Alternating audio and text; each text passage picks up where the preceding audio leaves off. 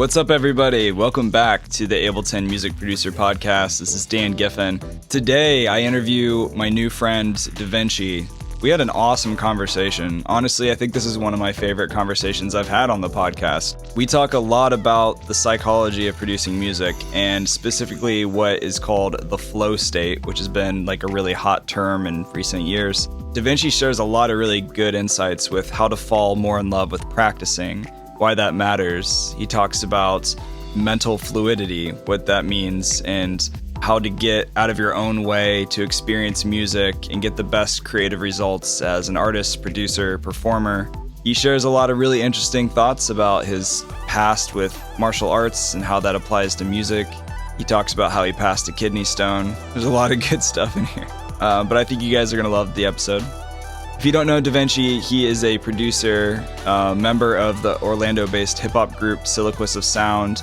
He's very well known all over the world for his live performances, performing drum machines. He's done some awesome collaborations with major artists like Miss Lauryn Hill, has collaborated with Victor Wooten, MF Doom, El-P from Run the Jewels, and a lot of other great artists. He also runs the creative wellness group online called Studio Sensei and has been in the music production game and has done music tech for a very, very long time now. But before we jump into today's podcast, I want to give a big shout out to our sponsors at Melodics. It's that really cool desktop app that you can check out. Fun fact, actually, DiViNCi has played with Melodics quite a bit and doing finger drumming, practicing playing keys. You can also plug in a electronic drum set, practice your skills that way. Melodics is just a fun way to gamify the process of practicing, and it's definitely a very important skill, obviously, if you want to get better at making music. So check out Melodics. There's that free trial. Go to melodics.com. If you want to purchase the subscription, use the discount code LPO-20. That's LPO-20. Save that money. Before we jump into the podcast, real quick, I want to remind you, if you don't own the newest version of Ableton Live 11, I'm happy to hook you up with a major discount. Just go to liveproducersonline.com/buyableton. That's liveproducersonline.com/buyableton. Save that money, upgrade, it's well worth it. Also, would really appreciate you guys if you like, subscribe, followed wherever you're listening to the podcast. That would super help me out a lot. And if you want to join the newsletter and be the first to know when new episodes come out, go to liveproducersonline.com/newsletter. I'll try not to spam you, and I'll send you other great content, Ableton Live trainings, and cool stuff. Also, if you go to the website, go to the tab at the top and check out the free stuff. I've got Ableton Live 11 cheat sheets, a lot of other cool things that you can grab and get for free because everybody loves free stuff. Last but not least, if you want to join my masterclass, you can learn a lot more about that. I just started it recently. If you want to do a 1-year personalized training with me, you can apply and go to liveproducersonline.com/masterclass. Check that out. Much love, everybody. And now for today's episode with DiViNCi. Right on, man. Well, dude, thanks for joining the podcast.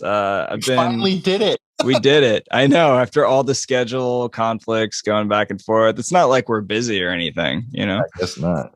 No, I'm glad to have you, man. Congrats on the new baby girl. It's coming in June, right? Yeah, in like maybe 2 weeks. That's the due date. You just never know. Hopefully 3. Yeah. It'd be nice if you could just like plan that. I mean, people do. It's wild. Like people will be like, you know what? This works better for me. I'm just going to do a C-section on this day. I'm like, really? Like you're going to do that? That's kind of crazy. That sounds painful. Sounds awful. I mean, birth is painful regardless, but this sounds it's just a weird thing. Like when. Yeah, no, I'm pretty thankful we've come a long way in society with technology and everything with like medical advancement. I mean, do you imagine having to do that in a barn or like out in the desert somewhere, like middle of nowhere? Yeah. I couldn't imagine doing it at all. Well, that too. Yeah. Unless you pass a kidney stone. Apparently that's supposed to be the same as giving birth. I have. Have you? Yes. In South Africa, of all places. So I had like a kidney stone for like a year and a half. And oh man, I didn't know what it was. I didn't have medical insurance for a really long time. And I didn't find out what it was until I was on tour in France and was able to take advantage of their kind of free healthcare and just like go and get looked at, and found out like I had an 8 millimeter stone that Jeez. that was impassable. Oh, damn. And I was like, screw that, man. I'm going to figure out a way to do this because I don't want to have surgery to take care of this. And I found this like awesome, very natural solution called Stone Free. I know this isn't sponsored by Stone Free, but if you choose to put this in there, I'm sure it could help a lot of people because it certainly helped me. And it broke down the stone enough that like a few months later, I passed it after flying to South Africa, which I think maybe that like exacerbated everything, like the altitude and being in that plane that didn't feel pressurized correctly, by the way. And then that's not good. No, but maybe it helped. I don't know. I don't know if that's even possible. Maybe it was just hot. But anyway. And you said this is on tour, right? This sounds like a pretty wild tour. Yeah, I was on tour with Miss Lauryn Hill, and I remember that flight. It was super uncomfortable because I was like the plane tapered in the back. The seat that I was in, I was next to my friend who has like really big legs, and between the tapering plane and him, I was just like this the whole time. And then when we landed in our connection, I think it was in Kenya. I went to the bathroom and I was like, oh, this doesn't feel good. And then I was like, I think this thing's ready to come out. And then by the time we got to Cape Town and got to our nice hotel, I spent the whole night just like pounding water. And then sure enough, got it out. And then proceeded to knock on all my bandmates' doors like, look, I got it. Did you keep it as like a little trophy? Do you still have it? I do have it. And you could have probably sold that at the merch table. Somebody would have bought it for like high dollar. Been like, I was on tour. If I was at a position where I could sell my kidney stone for high dollar, there's a lot of reevaluating that I'm due for. Like, I'm operating. That's hilarious. Yeah, that's so funny, man. I heard that cranberry juice is actually really good for preventing or even helping dilute kidney stones. Cranberry juice is good. Dark cherry juice, I think, or just dark cherries are good as well. But yeah, we should spend the rest of the podcast just talking about kidney stones. Why not? Isn't that what this is about? That's what I signed up for. Oh yeah, I mean, dude, it's up to you, man. This is your episode, whatever. No, but you're in Pennsylvania, or you grew up in Pennsylvania, and now you're in Orlando. Is that right? Yes, small town in Pennsylvania called Wilmelsdorf. That's where I grew up, and been in Orlando for the last 20 years or so, 21 years. Okay, that's a good time. There's a lot of good Amish bakeries out in Pennsylvania. Man, they know how to bake for sure. They really do. My favorite donut shop, I don't even like donuts, is an Amish shop down the street here in Indianapolis. Changed my life. They're doing it right. Yeah. But congrats on the new baby. And you spoke at Loop, which I watched online, and that was in 2020, right? It was released in 2020. It was actually released in 2020. I think it was 2016 that was released, or that was filmed. Right. And you talked a lot about the flow state, which I would love to spend some time talking about today too with you. And you had a lot of really good things to say. One thing I love about watching you performed for that event, is like, you're just all in, man. Like, you're really fun to watch perform, to play. Your stage presence is just like next level. You're jumping all over the place. I mean, have you ever hurt yourself while performing? Yes, absolutely. I've bled. I've had muscle spasms on stage, which I, at the time, mistook for dislocating an arm. Yeah, there's been a lot of wild stuff that's happened over the years. On my live album with my band, Solillaquists of Sound, that's the time that I thought I dislocated my arm, but it probably was just a really bad muscle spasm or something. I don't know. Whatever it was, it popped back into place or stopped hurting. And at that point, like, it messed me up so bad, like I fell to my knees and fell on my distortion pedal that cut my knee. And so I had like blood running down my leg, and I was like, playing, I actually used that blood for an advantage after the show, because when we were packing up across the street, there was this big fight about to happen. And I talked to my friends. I said, hey, watch this. And I, with my bloody leg, just like laid on the ground behind the people about to fight and just went like this. My buddy who was across the street, who kind of caught on to what I was doing, goes, oh shit, are you all right? And like ran over to me, and everyone that was about to fight like turned around and looked down, and I had my eyes closed, and all I could hear was, oh my God, dude, are you all right, dude? And girls like, oh my God, get him, and they picked me up, and like I was like this. And in the process, the two people that were mainly going to fight kind of dispersed. And the guys that like were friends with him, like kind of pushed him away, and the fight stopped. And wow. And then like I was like leaning on everyone, and they're like, "Are you all right?" I'm like, "Are you all right?" I said, "Yeah, but you like how I stopped that fight, though?" And they were like, "That's amazing." That's amazing. You're a hero. You were a hero that day. You crushed that show, and you like bled for the sake of your fans, and then you conquered world peace. Like, what more could you ask for in a day? It's perfect. Money. That's hilarious. Yeah. Right. That's, I mean, always. Yeah. We always use more of that. That's great, man. Well, like going back to the whole loop thing with the flow state, I'd love to pick your brain on some more of that. You had a lot of really good insights to share during that presentation. And you actually ended up fighting somebody on stage. I mean, you're not actually fighting them, but you pulled out some, so it was a bamboo sticks or some like swords, basically.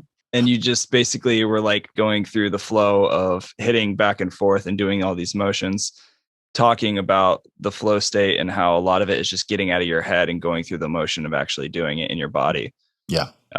Maybe talk a little bit about that for people, because I know the flow state is a hot topic these days, as far as producers and artists in the studio trying to get in the rhythm of just getting out of their head and getting into the motions of making good music that they love. Yeah, well, that drill that I did with the audience member on stage with the sticks, that is actually a flow drill, something I practiced as a child. I run a company, it's a holistic creative wellness platform called Studio Sensei. And our inner motto that has kind of become our outer motto, it used to be just kind of like our internal focal point, which we always say that the flow is the focus. So if we're selling, like the cycle rack or whatever, or sound pack or whatever, okay. But when we share this, it's all about how this increases your flow. Like everything that I do, whether it's my one-on-ones or my workshops and my talks, my creative wellness workshops, it's all about flow.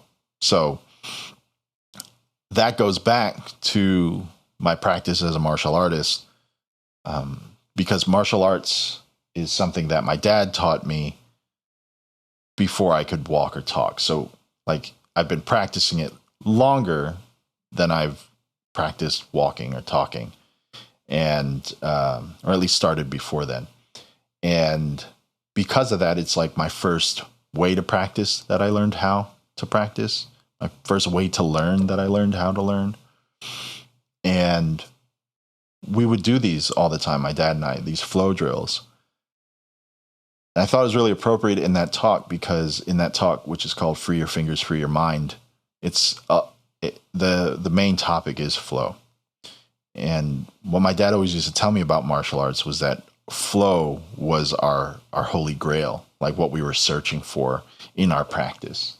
The way he described flow was he'd talk about like the 70-something-year-old shorter Okinawan guy, master, come into the dojo.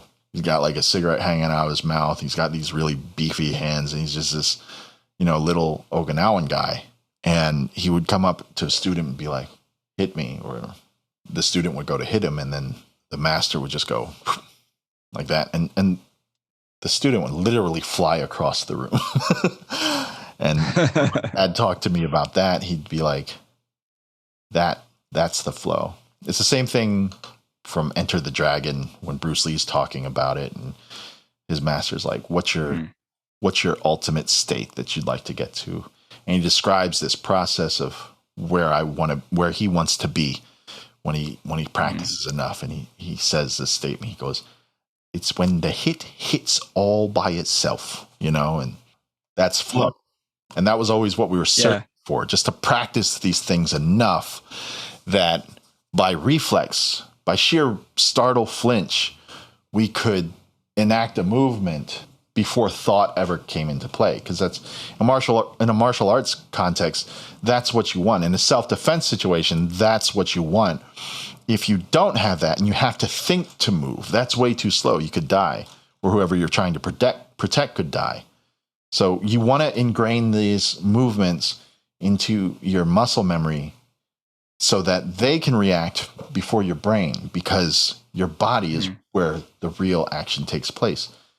And it's quicker than any possible thought could be. So in the same respect, I try to help people achieve that in cognitive ways.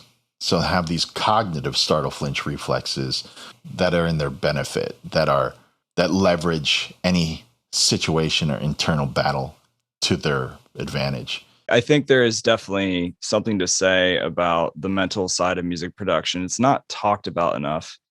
I think there's always these little tips and tricks and hacks, and you could show somebody how to build a drum rack and do randomization and stuff. But in the end of the day, if you're not in a good headspace, you're probably not going to release much music. No. Or even music that you love, So I think that's great, and you do a lot of that with Studio Sensei. I mean, also on the technical side of things too, right? But I think that's really cool. Yeah, I find it crucial. And that's why I call it holistic creative wellness, because if I was just talking about technique, well, then I feel like I'm screaming into a place where people are already yelling loudly enough.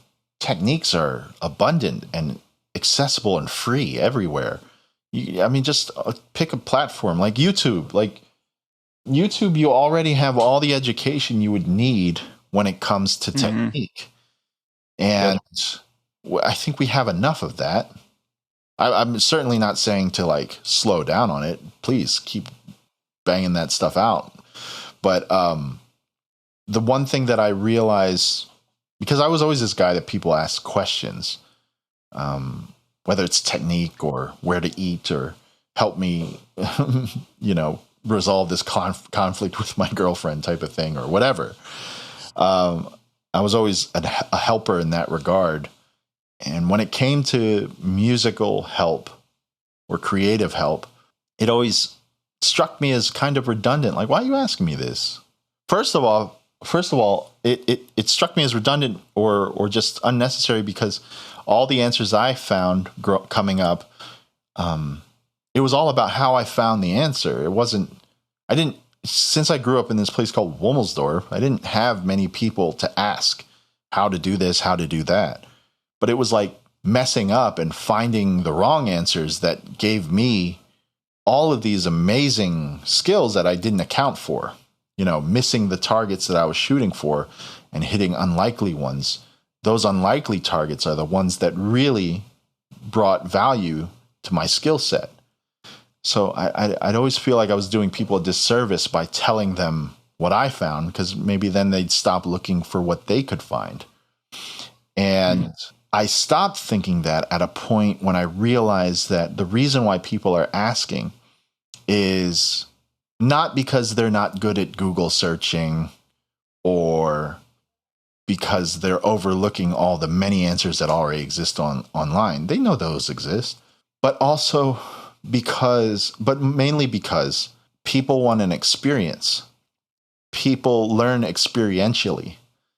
And even discussing it with somebody gives them the experience of learning that makes it stick, as opposed to just finding the answer. People don't want to find the answer. They want to experience the answer. And that experience is a whole experience. It's not just about the technique. Okay, here's how you do this, but will you? And why? Yeah, no, that's brilliant. I love that. My stepdad, he does a lot of thought leadership for large companies. And one thing he told me that has always stuck with me, kind of building off of what you said, is your experiences will create your beliefs and your beliefs create behaviors. And I always found that to be very true. It's like you have an experience producing a track and it turns out great. That's going to motivate you and give you the belief system that you can create great music. And then that's going to create more behavior to keep making music or to move forward. Um, Yeah. but yeah, you're right. You're right. I mean, people could learn the little technical skills, but a lot of it is the journey and the experience along the way. And you're right in that it really matters not if there's something mentally blocking you. Like if there's something in your way in life, the musical skill doesn't matter at all. You know, if you're not able to use it, then the information is useless. You just have the answer, and then that actually makes it worse because it's like I have the answer and I still don't do it, and then it feels even more hopeless. And that's why I feel there's a number of reasons why, but that's a big reason why I explore how to help people get out of their own way so that they can use the information that they have or have access to. Yeah. Yeah. No, that's great, man. I've enjoyed a lot of your videos. One thing that you actually talk about, speaking of that loop video, is you talk about the impulse between action versus time, which I thought was really interesting. Like on stage when you were doing that motion of doing the fighting with the sticks with the other guy, and you said that on stage you were talking about live performance, you have to react, right? If you're on stage, people are watching you, you don't have time to overthink things, you just have to do it, right? And then if you're in the studio, there's a lot more distance between action versus time, where you have more distractions. You have to go to the bathroom, then you realize you're hungry, and there's that like distraction period where you can be pulled away from just the impulse of doing. Maybe expand on that a little bit. I thought that was really interesting. I think that what you're describing is something that I have a term for, which is mental fluidity. The basic response time to an impulse, like your action response to an inner impulse. And I think a lot of us get caught up in our simulator, our mind. We develop this skill of believing that we're actually doing something by thinking about it, which is absurd because we're just simulating impulse and we're just simulating action. But it's really about this space. You know, you and I speaking right now is way more action than you and I thinking about speaking with each other. And I do a lot of exercises with people to help mental fluidity. In fact, even in my Discord, the Studio Sensei Dojo, we have this mental fluidity practice where at any point in the day, somebody can just type push-ups, like all caps, and everyone in the Discord drops, no matter where they are. I've done it in the grocery store and stuff like that, and just does push-ups and then puts their number. Awesome. Now, the number doesn't matter because this is a mental fluidity exercise. It's not a physical fitness exercise, though we're using that. It's more so about not thinking about doing it and just doing it. And it's interesting how those little practices, those low risk practices, create access to those same skills in higher risk situations. It's just like training martial arts. Lower risk, but you do it enough, and in a higher risk situation, those same reflexes are available to you. So if you do this kind of push-ups practice, then your mental fluidity becomes better and quicker, and then you have more access to that when it comes to something like, I don't know, making music or something. Not to say that that's a high-risk situation, but it might feel like it, be depending on what you've practiced. Now, I like to think of it like this. I like to think that there's an impulse, and then there's action, and then there's like the finite, fungible time and energy that you have, right? So you got your impulse. I'm going to make a track. You got your action, making the track. And then you have your fungible, limited time and energy. Boom. There's the impulse. Okay. What do you want? You want to be able to do the thing. You want to connect the dots here. But when you self-question and get in your head about it, do I have enough time to do it? It kind of puts a kink in it. it like diverts the focus from the actual action. This is the process that we do when we talk ourselves out of doing things. Right. You said, I'm kind of hungry. Another deviation, another kink. And then last time I made something, it wasn't that good. What if it's like that again? What will people think of me? This, that, the other thing. Boom, boom, boom, boom, Yeah. boom, boom, boom. And there's enough kinks in it. Then you just have this knotted cognitive loop. And it creates cognitive distortions of, I'm not good enough and all those other things. And what else do you not have? You don't have a track. You didn't do it. You ran out of your time and energy expending it on ruminating around the impulse. And this is all you got, some knotted mess over here. And this is what your impulses turn into, a pathway of knotted messes in your head, create cognitive distortions around what your practice is. So anytime you think about this again, that's the pathway that you forged in your head. And that's where you get stuck. You get stuck in a negative cognitive feedback loop, and you never get the result that you want. And ironically, the result is what gets rid of all of that. Because as soon as you make the thing, none of that stuff matters anymore. So the idea is to do enough mental fluidity practice that you just create a straight line between impulse and action. Just boom. Yeah. I thought about doing it. Yeah, that's really good. Yeah, no, I love that. Have you ever heard of a book called The War of Art? It was mentioned to me on this podcast a few times, but he talks about resistance. The whole premise of the book is resistance. It's so good. And it actually is a lot of exactly what you just said. You said it really well. But one thing he talks about is, like you mentioned, procrastination.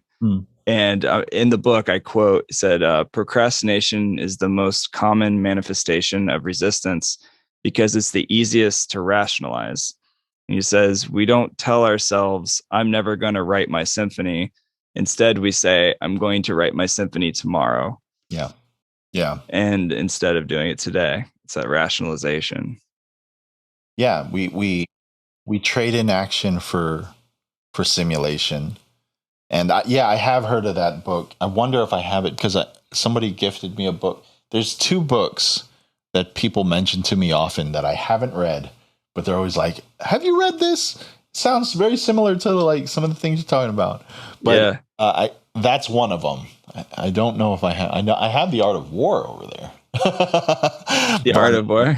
Yeah, I got The Art of War. I read that when I was like 14 or 15 because RZA read it and he recommended it. So okay, nice. I got to check that out. People keep telling me about it. It's a good one. Yeah, I heard it like 3 times in the podcast, so I just bought it. It's a short read, which is great because my attention span's not always the best. So it's just easy to fly through it. It'd be nice if it had pictures. I love a good picture book. I'm actually writing a book myself on what I teach. It's called The Sustainable Practice Method. And I thought I have 2 things actually I'm doing. I'm writing that book, but I'm simultaneously maybe making a whole wiki encyclopedia based upon. Really? That's awesome. Maybe talk about that for a little bit.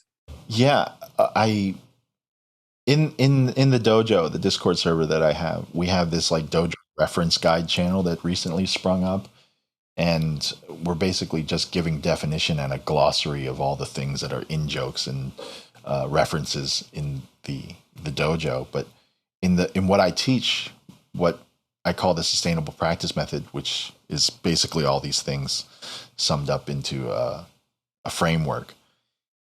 I have my own back-end note system that has backlinks that works like a Wikipedia. And I thought once I developed that enough, I could kind of make that public, and then all of these things would be accessible like a online reference guide. Yeah, that would be cool. Yeah, I think like a bunch of tips and like fun blurbs here and there. Tips, everything. And what some of these things like mental fluidity mean, and some of the things we're talking about here, just put into basically expanding on the idea of writing a book and just making it a little bit more interactive and work a bit more like our brain works. Our brain doesn't work in this linear kind of like hierarchical fashion that we usually keep notes or things like that. We can gain something from those types of things, but I'm kind of interested in gaining something in a more experiential, process-based way. And that's kind of how like a Wikipedia works, for example. Yeah. You go to it when you are interested in a particular thing, and you can access information contextually. And then also with backlinks in there, you can also then get off on divergent tangents that also like, oh, I wonder, oh, what's that mean? Oh, and then you kind of make more of a journey out of it.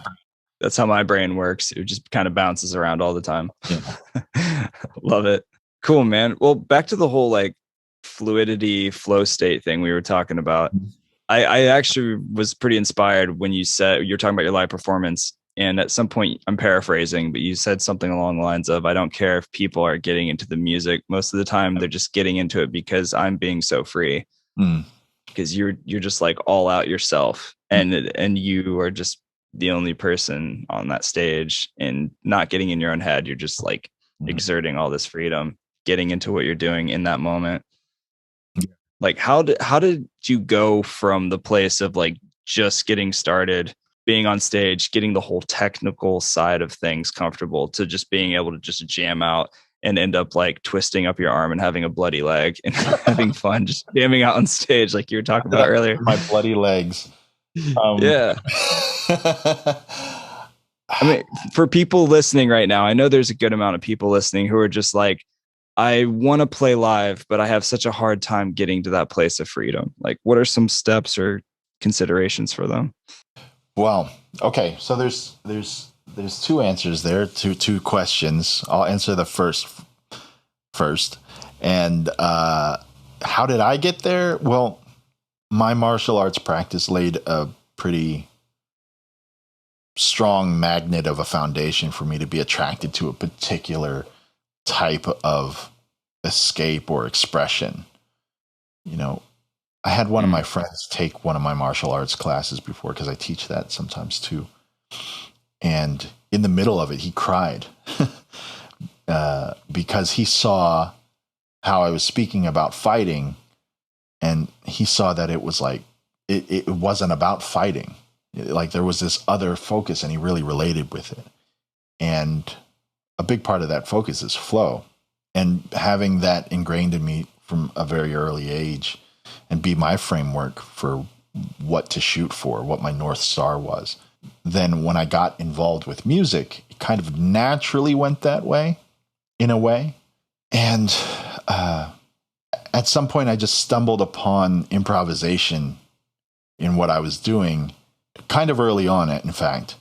And that's what we joke about in my dojo, like, because I've never done any drugs, but I am a flocaine junkie. You know, like flocaine. Yeah. I love that. That's awesome.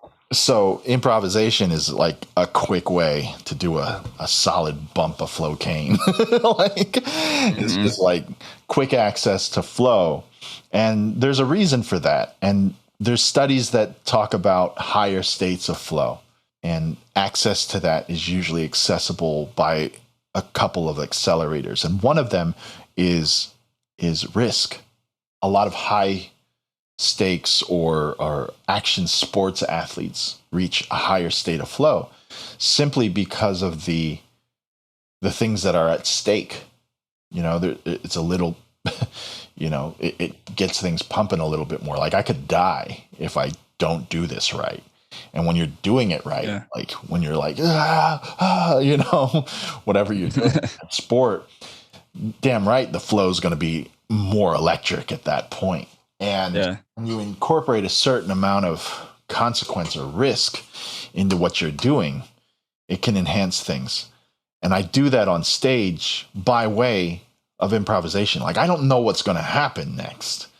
In another way of saying it, like I also get to experience what the crowd's hearing in real time, like they are, which is really cool. So I'm not playing something that I know exactly what's going to happen. And if I find myself in a place where uh-oh, like this is boring, because I know exactly, I'll just like shoot my arm out and turn a piece of gear off, or like hit things off beat or something, or just like spin the dial and load up a random sequence with the wrong sounds just to make things interesting and see how I can get out of that. Even when I like ice skated as a kid, I got to this point of, I can ice skate even when I'm falling, like, and I try to trip myself to try to get better at it. And that's because I realized the value in recovery as opposed to just doing things perfectly, and how much more valuable it is to sustain something when things aren't going well, as opposed to just things going well. And I got that early on, because one of the first things I would do live was with my homie Swam, who was in Solillaquists of Sound with me, who still is with me. We lived together for like 19, 20 years. And we would have this night where it was just him and me sitting down, me at an MPC and him with a mic, and we would improvise for 6 or 7 hours straight. I would make stuff up on the spot and we would just go. And that's when that's where I really cut my teeth. And that night eventually grew from it just being him and I in a small room to sometimes like having that room packed, to then moving to a bigger venue where I actually was the band director, or was the musical director or band leader for a bunch of hand-chosen musicians, where we would all improvise with each other. And it was an open mic too. And we would do that on a weekly basis. And people would cry every week. It was church. It was amazing. And I've forever been chasing that. So since being able to experience that level of flow and that kind of like riding the line of like, what's going to happen? I don't know. Yeah. Cool. Then that's what really helped seal that for me. So that's like part of the first question. The other part of that first question is what it took to get to that point. Well, it took a lot of practice, and then understanding that was the focal point, reverse engineering from there. So whenever I prepare my sets, it's like, how can I set up to allow myself to always be able to recover or improvise? And a lot of things I implement into my live set are exactly those things. These boundaries I can always bounce off of to be completely free whenever I play. Because like you said, something you noted, I don't really care so much about my music. So long as my music gets me to lose myself, it's done its job. The main thing I think I'm displaying, though, is an exhibition of freedom. And if I can be a proper conduit or exhibitionist of freedom, well, then I maximize my ability to reach as many people in the room, because people love that way more than they love music, whether they know it or not. And if they love music, most of the time it's because it provides access to that freedom, among other things. Yeah. So it's always about that. Like, how would I tell that to somebody else? How would I encourage somebody else to get to that? My short answer is practice with that focus. And when I say practice, I mean go out there and mess up, and follow those mistakes. Get into a position where you experience enough mistakes that it naturally course corrects itself to a place where things go smoother. That's how I've gotten with it. I paid for it in mistakes. I like to think of failure as the currency of success. It's the only thing you can use to purchase success with. So accrue as much of it as you can. Yeah. I've had to. That's really good advice, man. Thanks for sharing that. I've had to force myself to love practicing, because it's not natural to love to practice. I think it's pretty much agreed upon for most people. Practicing isn't always fun. You don't sit down and you're like, "Wee, this is great." It takes a lot of hard work, a lot of banging your head on the wall, and getting to the place where it's like, this is cool. I'm actually getting comfortable to the point of where I know my way around. I think that's one reason why I know so many people that get excited about jumping into Ableton and then they just drop off the earth at some point, because they're like, oh, this is work. This is hard. And then I think if you can continue to find ways to stay in that good headspace, like you were talking about, just like being able to find that flow, makes it so much easier with the hard technical things to be able to knock those out and keep pressing forward and enjoying the process. Yeah, I mean, I think they fall out of love with the thing because it becomes less sexy. It's like the honeymoon phase during any relationship. It's like, oh, this is fresh and this is cool, you know? And then it gets to a point where like, oh, okay, but you got to, it stands to benefit you if you redefine what is sexy about this. Is it sexy just because it's new? No. Is it sexy that you can constantly find uncharted territory within familiar places? Yeah, that's cool too. And you can learn how to spice up that relationship of practice to make it last. You know, when I think about practice, me doing shows is practice. I'm not just talking about like me practicing at home. I hardly do that.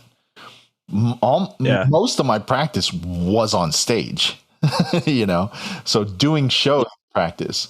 I like, I'll share this really quick. My dad always talked about martial arts, and he said there's 3 things about it. He said that it's something you'll practice for the rest of your life, you'll never master, and hope to never use. Practice the rest of your life, never master, and hope to never use. So what's something that you practice the rest of your life, never master, and hope to never use? It's what's the point then? Well, the point is you love practicing it. And my sign off on all my YouTube videos is always keep practicing loving the practice, because that's the real practice. Practicing loving practicing. Practicing loving your practice. It's a bit meta, but that's the focus. If you can practice loving practice, well, then that's the only skill you'd ever need to be good at anything. That's good. No, that's really good, man. It's a practice inception. It's very true. Hey, just want to give a big shout out to our friends at Melodics for supporting this episode. Definitely check out the desktop app. There's that free trial. It's a really fun way to practice and gamify your practicing. Fun fact, actually, I was in DiViNci's Discord the other day and saw that he was encouraging people to also check out Melodics. So I know he does that for his finger drumming. This is just a really great way to step up your skills playing keyboard, even plugging in an electronic drum set. Have more fun practicing. It definitely takes you a long way, just like we've talked about in this episode, actually. So melodics.com, if you want to sign up for the subscription plan, save some money, and use the discount code LPO-20. That's LPO-20. Thanks again to Melodics for sponsoring this podcast. And back to today's episode. Another thing you've talked about that I thought was really interesting is how do you balance like loving that practicing, getting some results that you really love, and also the commercial expectations for people who want to make a music career. You know, obviously that's not everybody's objective. No. If you just love to play for the sake of playing, that's cool. But for somebody who wants to do it seriously and as a career, you know, how do you balance that flow state, that fun practicing for love of practicing expression with being able to meet the audience that they're wanting to hear for the kind of music to make a sustainable career?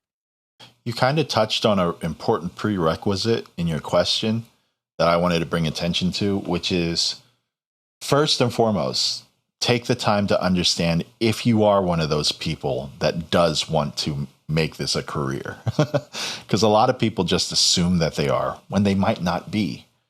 And that creates its own set of problems. They think, okay, I love music so much, I must want to do it for a living. That's what you do, right? No. Music is so much more than that. Music is me going, da, da, da, da, da, da, da, da, da. You know, like me just doing that. Like I just did music, you know? So like, I just involve myself in music. Like that's really the prerequisite. So when people say like, oh yeah, what do you want to do? Oh, I want to do music. I'm like, what the fuck does that mean? Like, what does that mean when you say that? Because really you could just do that right now. Not I need to do that. You know, like I just did it. But anything be great if you got paid every time you did that. And that would be crazy. I think that there might exist people like that it's that fluid for them. I admire that. It's crazy, but not for everyone. It's important. It's an important distinction to make because sometimes you find yourself chasing something that you don't even really want. And you go through a lot of self-questioning and shame and a multitude of syndromes and disadvantageous behaviors and unbeneficial things because of it. So I think it's really important to make that distinction first. Now, if you've made that distinction and you think you do want to make this a career, the loving practice thing applies there too.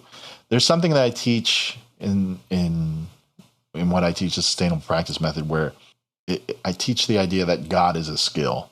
And that statement means something. It means a few things, but one of the things that it means is that everything is a skill.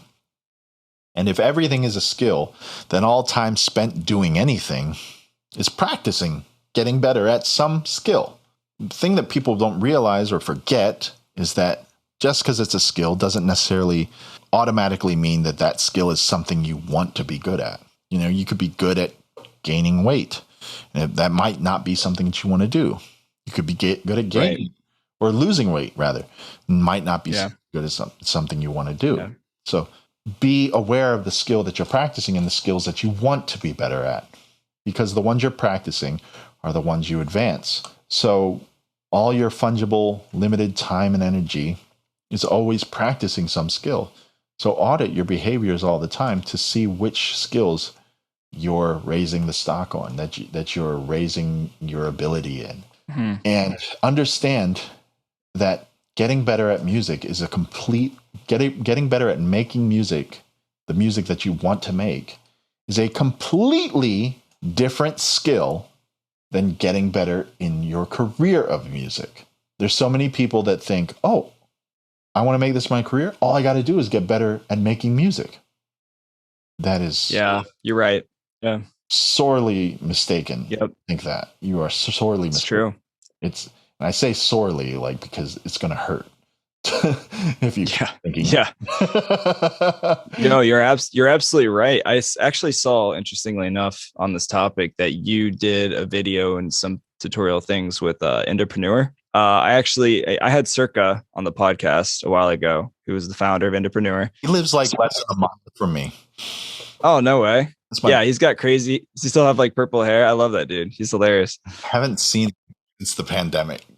It changes. Yeah. But the color changes a lot. He's a good dude. I just talked to him on the phone a little bit ago. Yeah, nice. He's a great guy. Yeah, but he tell him Dan says hi. But he talks a lot about the marketing side for musicians, and that kind of goes a little bit back to what you're saying, is like, if you want to be better at having a music career, that's different than just being better at making music. It's two different avenues, two different ways of managing your time. Yeah, and me that he's saying that because we have a lot in common when it comes to those ideas.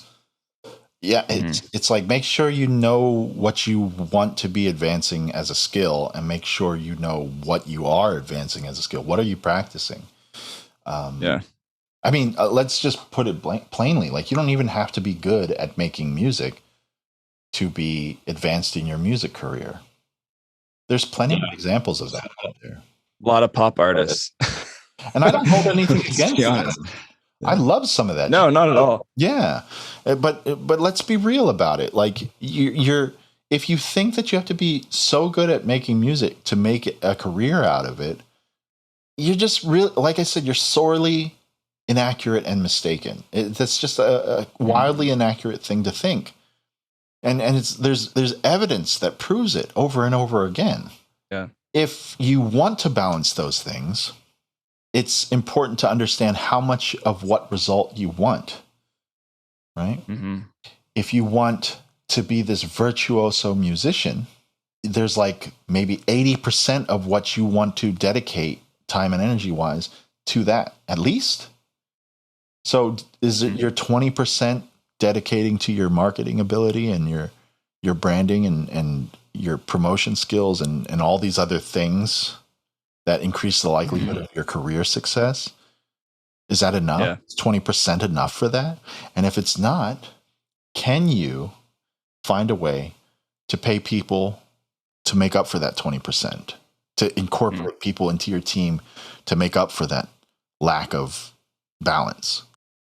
if you're going to do it 50-50, maybe you can make something move, especially if you work smart. And I constantly recommend Indiepreneur as a way of doing that. In fact, I'm going to be walking a lot of the people in my Discord through that method, and we're all going to do some stuff together. We're like, awesome. Yeah, it's going to be cool. We're going to do some of that Fan Finder stuff together and support each other. Oh, yeah. So I highly recommend Fan Finder. I did that for my own project, Philia, and it exploded. I have thousands of followers just from their Fan Finder campaign. I love hearing that. I might talk to you about that. Yeah. I'd love if you joined the dojo. Like it's free. I actually joined today. Oh, okay. That was you. Yeah, I did. I saw somebody I didn't recognize come up in there. That's what's up. Surprise. Awesome. Yeah. Cool. So yeah, I think if you're willing to do a balanced effort, then cool. If you're not, well, then understand that you increase the likelihood of getting a particular result based upon the practice that you put into that particular skill set. There's exceptions to that always, but I wouldn't rely on those exceptions. It's about increased likelihood. So if you're not willing to do certain stuff and it's imbalanced, find the people that you can connect with that balance it out for you, with you. Mm-hmm. I've been able to work with a lot of really great people in the playback engineering industry of just doing playback in Ableton. Yeah. And there's like a common phrase of just staying in your lane. When you're working and there's all this production and everything going on around you, there's all these distractions, right? Just staying in your lane, get really good at what you want to get good at, and just do the job, get the job done. Yeah. And I do playback for Miss Hill. Oh yeah. No, that's a great artist. I mean, she's huge. Congrats, man. That's awesome. You've done a lot of great work with a lot of great people. I saw that you even in your bio have done some collabs with like Victor Wooten and Run the Jewels, or what was it? EIP from Run the Jewels. Yeah. El-P. Yeah. Yeah. I've shared the stage with many people. The Victor Wooten thing was cool because that was a thing at NAMM, the convention in California that happens every January-ish. I got invited by Doug Wimbish of Living Color. He's the bassist for Living Color, and both living legends like Doug Wimbish and Victor Wooten. And he said, "Hey, do you want to be drummer for our jam, for our events that we're doing?" And it was just like me as the drummer on Ableton Push for Victor Wooten, Doug Wimbish, and a host of other incredible, legendary musicians. That's awesome, man. Congrats. That's dope. Yeah, that was really dope. But yeah, Wimbish El-P, these are people I've either worked in the studio with or on stage with. It's awesome. I'm going to give you a proper intro at the beginning of this podcast episode, as I always do. I just like to jump in it. Sure, appreciate it. But dude, thank you so much for hanging out. This has been great. I know there's a lot of stuff for people to chew on here. And where's the best place, I guess, for people to continue to stay connected with you online? I will give you a link, but it's basically solo.to/DiViNCi. It's got all of it's like one of those hyperlinks or one of those comprehensive links that has links. Like a link tree. From there, you can get to my Studio Sensei page on YouTube, studiosensei.com, where you can get the cycle rack that I sell or book a one-on-one session with me. Access to all the other things that are going on. The dojo is something I highly recommend. Our Discord server, you can get there from studiosensei.com/dojo. But again, the only real link that you'll need to remember is solo.to/DiViNCi,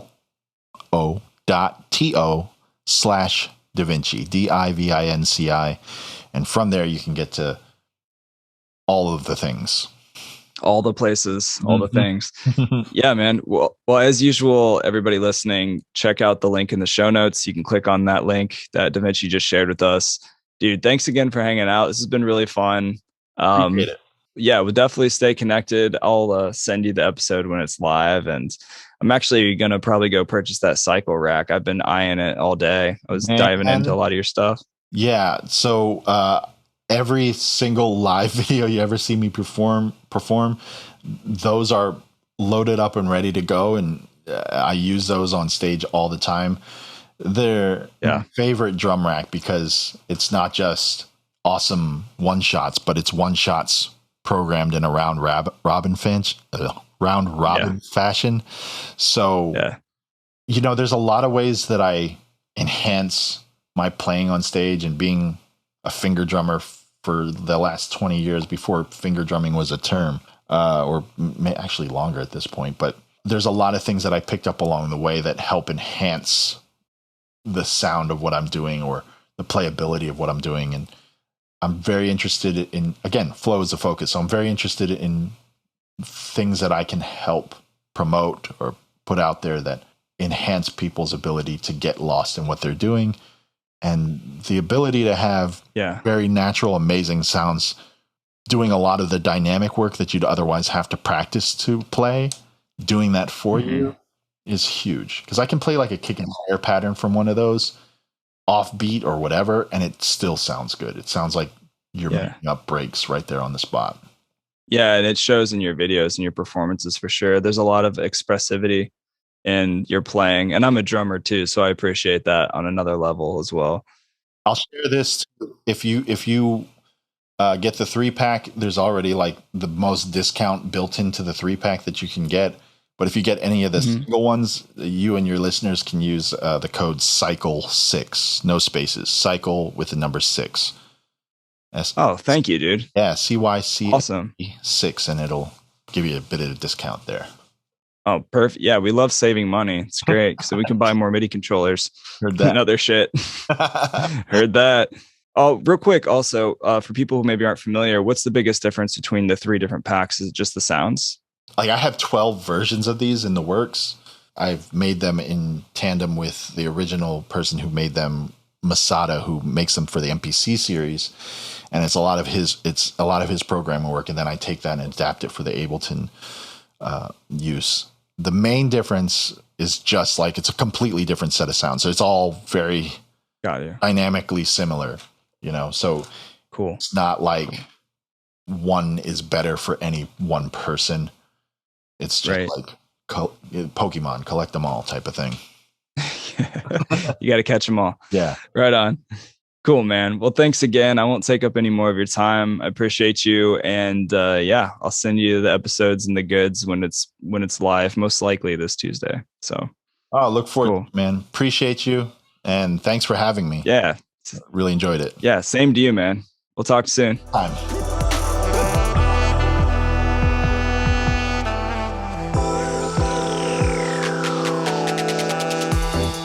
Thanks again, everybody, for listening to the podcast. If you have 30 seconds, do me a huge favor. Please leave a review or subscribe to the podcast wherever your favorite listening platform is, or join the newsletter. If you want to be the first to get new episodes when they come out and other cool Ableton Live content I'm sending out, then check out liveproducersonline.com/newsletter. Join the newsletter. Love to see you on the other side. Also, if you don't own the newest version of Ableton Live 11, you're missing out. There's a lot of good new features in there I've talked about on the podcast with guests, and I would love to hook you up with a major discount. I'll save you a lot of money, and go to liveproducersonline.com/buyableton. Happy to hook you up there. Also, if you want to check out my masterclass, I'm now accepting new students. It's an interview process where I will help you step up your Ableton skills, and it's personal one-on-one coaching. It's a year-long mentorship with me. So if you're interested, go to liveproducersonline.com/masterclass. You can also learn about my monthly membership as well. Much love, everybody. Thanks for listening to the podcast. I will see you next time. Bye-bye.